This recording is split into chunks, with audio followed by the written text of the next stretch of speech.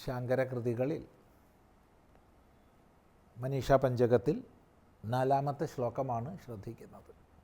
അവിടെ സകല ജീവജാലങ്ങളാലും നര തിര്യക് ദേവതകളാലെല്ലാം ഞാനെന്നുള്ളിൽ യാതൊന്ന് ഗ്രഹിക്കപ്പെടുന്നുവോ, യാതൊന്നിൻ്റെ പ്രകാശം കൊണ്ട്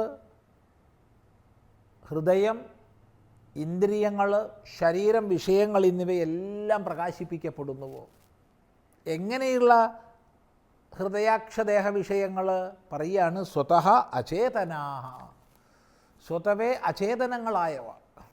ശരീരം സ്വതവേ അചേതനമാണ്, ജഡമാണ്. എന്നാൽ ആത്മചൈതന്യത്താൽ ശരീരം ചേതനയുള്ളതാക്കി തീർക്കപ്പെടുന്നു. ഈ ആത്മചൈതന്യം പ്രകാശിപ്പിക്കുന്നില്ലെങ്കിൽ പിന്നെ ശരീരം വെറും ജഡമാണ്. അപ്പോൾ സ്വതവേ അത് ജഡമാണ്. ഇതുപോലെ കണ്ണ്, ചെവി, മൂക്ക്, നാക്ക്, ത്വക്ക് തുടങ്ങിയ ജ്ഞാനേന്ദ്രിയങ്ങളൊക്കെ സ്വതവേ അചേതനങ്ങളാണ്, ജഡങ്ങളാണ്. എന്നാൽ ആത്മചൈതന്യത്താൽ അവ പ്രകാശിപ്പിക്കപ്പെടുമ്പോൾ അവ പ്രവർത്തിക്കുന്നു. ഇതുപോലെ തന്നെയാണ് ഹൃദയം. ഹൃദയം ജഡമായ വസ്തു. എന്നാൽ ആത്മചൈതന്യത്താൽ പ്രകാശിപ്പിക്കപ്പെടുമ്പോൾ അത് മിടിക്കുന്നു, അത് പ്രവർത്തിക്കുന്നു. ഇനി ബുദ്ധി എന്നുള്ള അർത്ഥമെടുത്താൽ അത് അറിയാൻ, നിശ്ചയിക്കാൻ സമർത്ഥമാകുന്നു. എവിടെയാണ് ആത്മചൈതന്യ ദീപ്തി ഇല്ലാത്തത്, അപ്പോൾ അതൊക്കെ വെറും ജഡം മാത്രം. അതാണ് സ്വതഃ അചേതനാഹ. സ്വതവേ അചേതനങ്ങളായ ഹൃദയാക്ഷദേഹ വിഷയങ്ങളൊക്കെ യദ്ഭാസ, യാതൊന്നിൻ്റെ പ്രകാശം കൊണ്ട് ഭാന്തി. അപ്പോൾ ഇവിടെ സൂക്ഷ്മ വിചാരത്തിന് 2 സാധ്യത തന്നു. ഒന്നാമത്തെ സാധ്യത, തിര്യക്കുകളാലും മനുഷ്യന്മാരാലും ദേവതകളാലും എന്ന് വേണ്ട എല്ലാ ജീവരാശിയാലും ഞാൻ എന്ന് ഗ്രഹിക്കപ്പെടുന്നത് എന്താണോ, ഞാൻ എന്നുള്ള ബോധം എല്ലാവർക്കും ഉണ്ട്, പറഞ്ഞാലും പറഞ്ഞില്ലെങ്കിലും. അത് ഉള്ളിൽ ഗ്രഹിക്കപ്പെടുന്നത്, ആ ഗ്രഹിക്കപ്പെടുന്ന ഞാൻ എന്നുള്ളത് എന്താണോ, എന്തിനെക്കൊണ്ടാണോ ഹൃദയാക്ഷദേഹ വിഷയങ്ങളൊക്കെ സ്വതവേ ജഡങ്ങളാണെങ്കിലും ചൈതന്യമുള്ളവയായി പ്രകാശിക്കുന്നത്, അതിനെ താം. ഈ 2 സൂചനകൾ തന്നിട്ടാണ് താം, അതിനെ ഭാവയൻ, ഭാവിക്കുന്നവൻ, വിചാരം ചെയ്യുന്നവൻ, കണ്ടറിയുന്നവൻ. എപ്പോൾ? സദാ, എപ്പോഴും ആ ആത്മചൈതന്യത്തെ ഭാവന ചെയ്യുന്നവൻ. എങ്ങനെ ഭാവന ചെയ്യുന്നവൻ? പറയുകയാണ്, പിഹിതാർക്കമണ്ഡലനിഭാം സ്ഫൂർത്തിം ഭാസ്യൈഹി സദാ ഭാവയ. പിഹിതാർക്കമണ്ഡലനിഭമായ, അർക്കമണ്ഡലം സൂര്യമണ്ഡലം. എങ്ങനെയുള്ള സൂര്യമണ്ഡലം? പിഹിതമായ, മറയ്ക്കപ്പെട്ട സൂര്യമണ്ഡലം.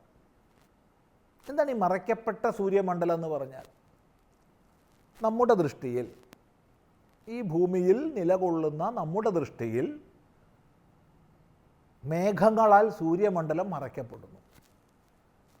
ഇപ്പോൾ വാസ്തവത്തിൽ മേഘങ്ങളാൽ സൂര്യമണ്ഡലം മറയ്ക്കപ്പെടുന്നുണ്ടോ? ഒരിക്കലുമില്ല. സൂര്യൻ അങ്ങ് വിദൂരത്ത് എങ്ങോ നിലകൊള്ളുകയാണ്, ഉജ്ജ്വലിക്കുന്ന ഭാവത്തോടു കൂടി. അതിനെ മറയ്ക്കാൻ ഒരിക്കലും മേഘങ്ങൾക്ക് സാധിക്കില്ല. മേഘങ്ങൾ ഇങ്ങ് സമീപം, നമ്മുടെ അടുത്ത്, ഭൂമിയോട് ചേർന്ന് ഉപരിതലത്തിൽ നിൽക്കുന്നതാണ്. അന്തരീക്ഷത്തിൻ്റെ താഴേ തട്ടിലാണ് മേഘങ്ങൾ. അല്പം നമ്മൾ ഉയരത്തിലേക്ക് പോകാമെങ്കിൽ തന്നെ നമുക്ക് മേഘമണ്ഡലത്തിനുപരി എത്താൻ പറ്റും. അപ്പോൾ ഒരിക്കലും മേഘമണ്ഡലത്തിന് സൂര്യനെ മറയ്ക്കാൻ കഴിയില്ല. എന്നാൽ നമ്മുടെ ദൃഷ്ടിയിൽ സൂര്യൻ മറയ്ക്കപ്പെടുന്നു. ഇപ്പം സൂര്യപ്രകാശമില്ല. ഇതാണ് പിഹിതാർക്കമണ്ഡലം. എന്നാൽ ഇവിടെ ശ്രദ്ധിക്കേണ്ട വിഷയം, സൂര്യനെ മറയ്ക്കുന്ന മേഘത്തെ നമ്മൾ കാണുന്നുണ്ട്, കരിമേഘത്തെ നമ്മൾ കാണുന്നുണ്ട്. എന്തിനെക്കൊണ്ടാണ് നമ്മൾ കരിമേഘത്തെ കാണുന്നത്? സൂര്യപ്രകാശം കൊണ്ടാണ്. ഇപ്പോൾ സൂര്യമണ്ഡലത്തെ കരിമേഘം മറച്ചെങ്കിൽ പോലും ആ കരിമേഘത്തെ നമ്മൾ കാണുന്നത് സൂര്യപ്രകാശം കൊണ്ടാണ്. ഇവിടെ കരിമേഘം എന്നുള്ളത് കേവലം കരിമേഘം എന്നെടുക്കേണ്ട, വെൺമേഘമാകട്ടെ, മേഘപടലങ്ങളാകട്ടെ, കട്ട പിടിച്ച മഞ്ഞാകട്ടെ, അതെല്ലാം സൂര്യമണ്ഡലത്തെ മറയ്ക്കുന്നുണ്ട്. എന്നാൽ സൂര്യനാൽ ഭാസിക്കപ്പെടുന്നവയാണവ. അപ്പം ഭാസിക്കപ്പെടുന്ന അവയാൽ നമ്മൾ സൂര്യനെ ഭാവന ചെയ്യുകയാണ്. സൂര്യൻ നമ്മൾ കാണുന്നില്ല. എങ്ങനെ ഭാവന ചെയ്യുന്നു എന്ന് ചോദിച്ചാൽ,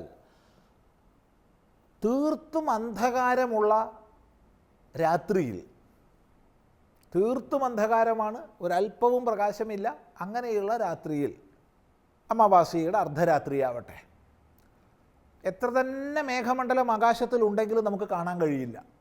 എന്നാൽ സൂര്യനെ മറച്ചിരിക്കുന്ന മേഘമണ്ഡലത്തെ നമുക്ക് കാണാൻ കഴിയും.